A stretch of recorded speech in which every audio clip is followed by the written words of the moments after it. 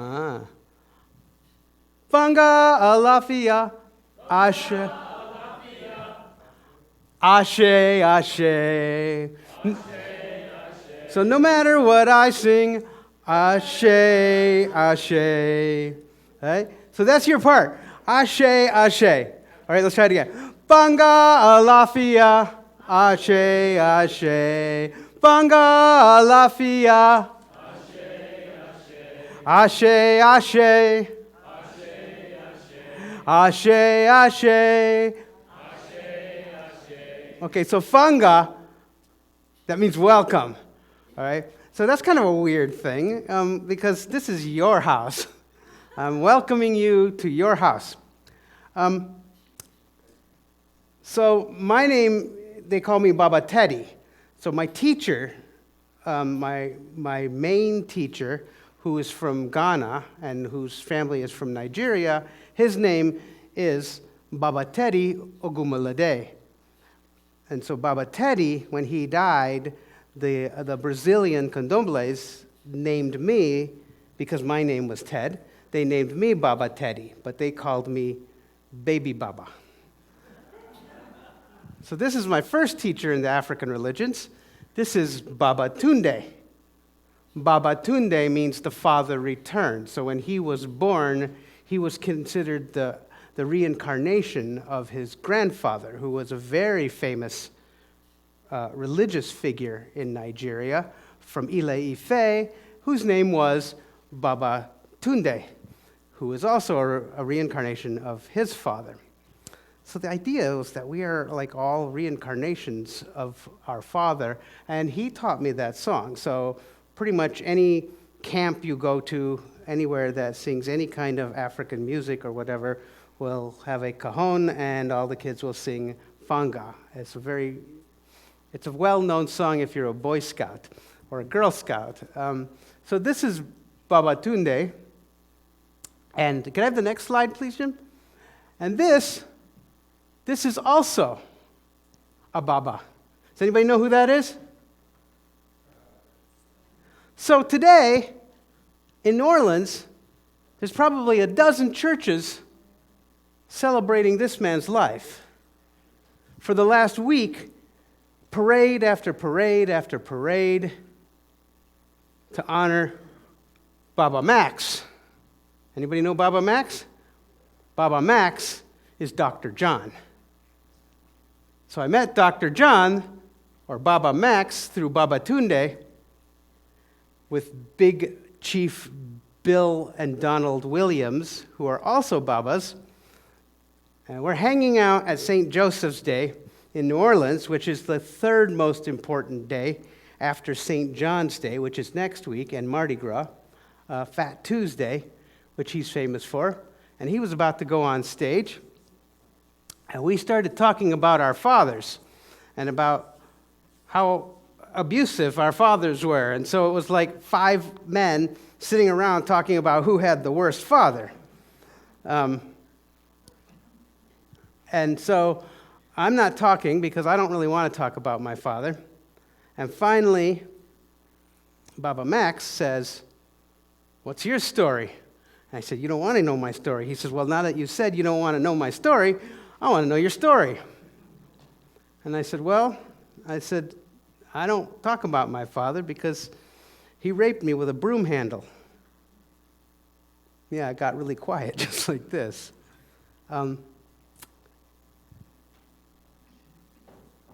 And I said, well, I'm trying to let that go, and so, I don't want to talk about stuff like that. And he just looked at me, and he said, "I'm letting go of letting go." You might know that song, because I've sung it in different ways here many, many, many times. And I just looked at him like that was the weirdest response to a really serious thing that I just said. And he said to me, "Look, son."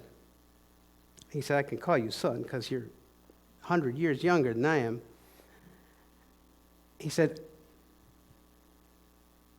"I think your father, my father, Baba's father, the big chief's father, they're all doing the best they can with what they have.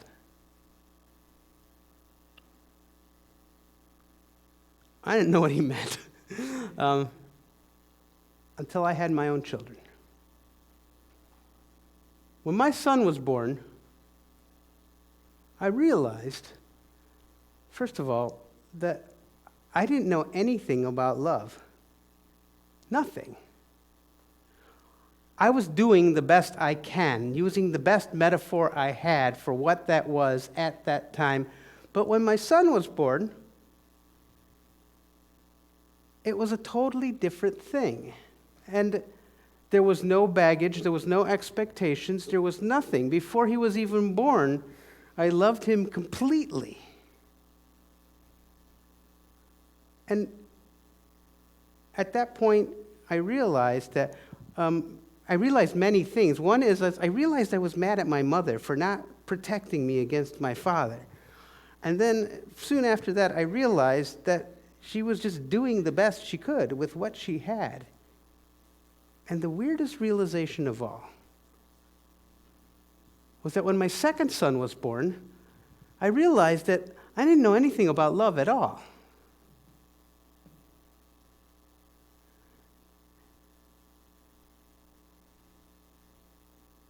The other day, I have 7 kids, and all of my sons were together. And they range in ages from 9 to 29, and they all are very close. They all play video games together, and it's rare to see all 4 of them together. And as I looked at all of them, I realized that when the youngest was born, that I don't know anything about love at all.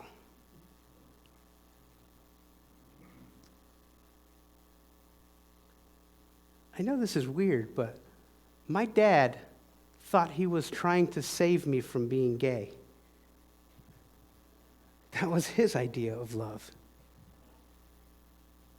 But his father beat him on a daily basis with a bamboo cane, because that was his kind of love.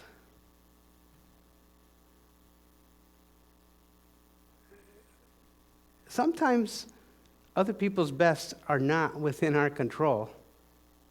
But also, what Baba Max was talking about was we don't control other people. When I say I'm letting go, I don't have the ability to let my father go to heaven or to absolution or to anything. I don't have control over my own children. I don't let them anything. To let literally means to just open your hands. And so it is a much more, let's just say it's a much more Buddhist thing. It is like losing our attachments, our expectations, and that it is intricately tied in with compassion and love to not try to control that which is outside of you. And so the let that we do now, because we are much more evolved, hopefully, than our own parents and their parents before them, is that we let them grow. We let them, and we do it in ways that are our best metaphor. So I'm not going to let my children run across the street and run into traffic. But at some point, I have to. I have to trust that they're going to look both ways. And I also know that bad stuff happens. So when we talked earlier about what we could talk about on Father's Day, I think that very often I just start out with a title, I'm letting go of my father. And I think I know what I'm going to talk about. But the day before yesterday, something happened, and there was this young 12-year-old boy who sat on my porch, and he's the same age as my second to the youngest son. And he's sitting on my porch, and first he's asking for lemonade. And then he says, I have another question. He said, will you be my father? And I said, Karyan, why would you ask that? I said, you already have two fathers. He has a father and a stepfather. He says, yeah, but they beat me.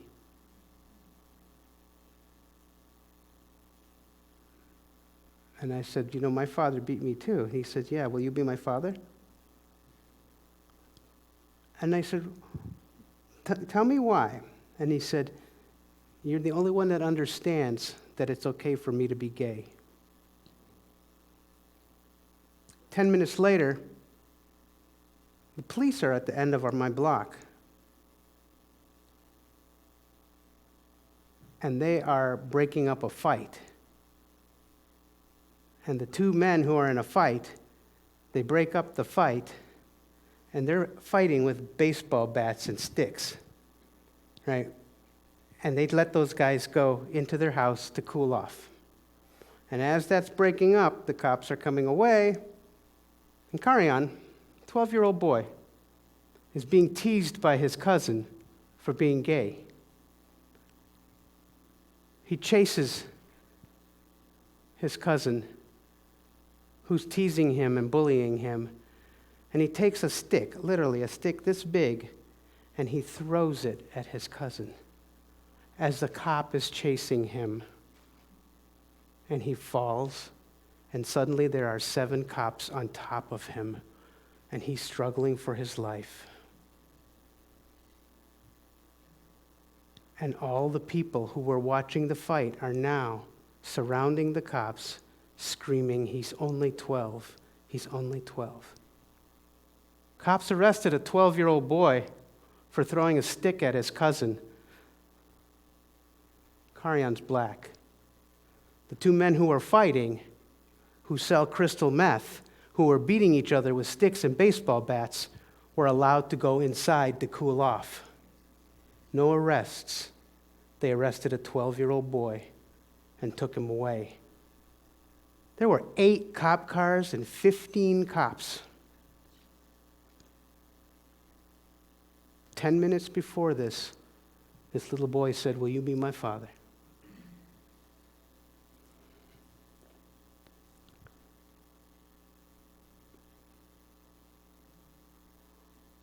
I feel the way I feel about Karyan.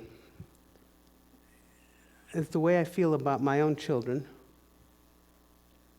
And were it not for my own father, who was horribly afraid that I would be gay, of my 7 kids, I have an L, a G, a B, a T, and a Q. And I didn't do anything about that. That was them. But thank you for your applause. And I didn't let them be that. But I didn't stop them.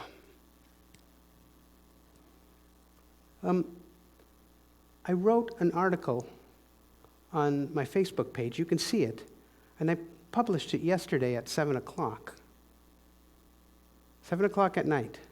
This morning when I woke up, there's still right now, and as it's going, there's over 700 shares about the story that I just told you. I don't know if I would feel the way I feel about letting go, about letting people be who they are. If my father had just let me be who I am. And I'm not who I am in spite of him. I'm who I am because of him. And so there are many ways to honor our fathers and our mothers. And also, as Bill and all of us were talking about, the idea that we live in a society that is redefining every day what it is to be a father, to be patriarchal, to be paternal, or patronizing, or paternalistic. The definitions of fatherhood are changing. But I don't think it's an accident that a 12-year-old boy would ask me to be his father unless he recognized some image, some metaphor, the best of what he could think of at that moment of what a father ought to look like.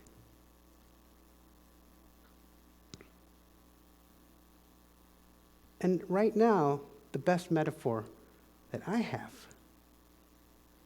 is to share his story with you. And whatever letting go we have, and however we let, and however we go, is that we define those words, those phrases, in the best way that we can. And who knows? 50 years from now, they may look at our letting go and think that we were in the dark ages. Because 50 years ago, they really didn't have any idea. And things are changing. And a lot of things aren't changing.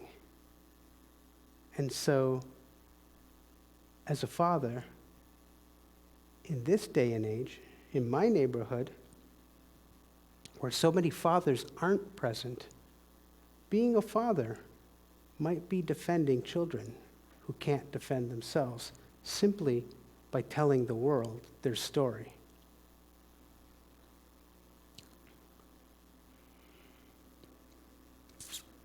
So I want to thank you for your attention, but I want us to take it one step further.